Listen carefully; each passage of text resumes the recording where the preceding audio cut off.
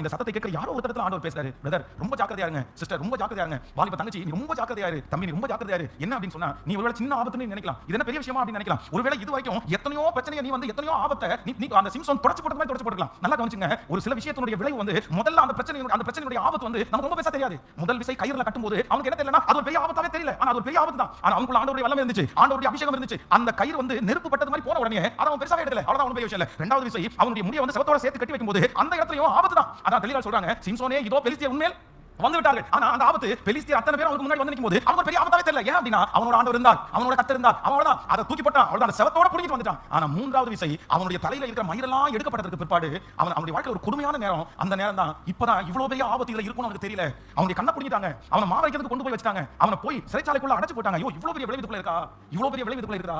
அதற்கு பிறகு அந்த மனுஷனை வந்து முகத்துல கூட பார்க்க முடியல. அப்போ இன்றைக்கு நம்ம ரொம்ப ஜாக்கிரதையா இருக்க வேண்டியது என்ன அப்படின்னு சொன்னா, சில காரியத்துல நீங்க எப்படி ஜெபிக்கணும்னா, ஆண்டவரே நான் அதுல இருந்து வெளியே வர விரும்புறேன், நான் அதை தூக்கி போறதுக்கு விரும்புறேன், எனக்கு கத்து தாருங்க, எதை கத்து தாருங்கன்னா அதில் உள்ள ஆபத்தை உணர்ந்து கொள்வதற்கு எனக்கு வந்து கிருபையை தாரும். ஆமென். எத்தனை பேர் ஆமோதிக்கிறீர்கள்? ஹல்லேலூயா. கைகளை அசைத்து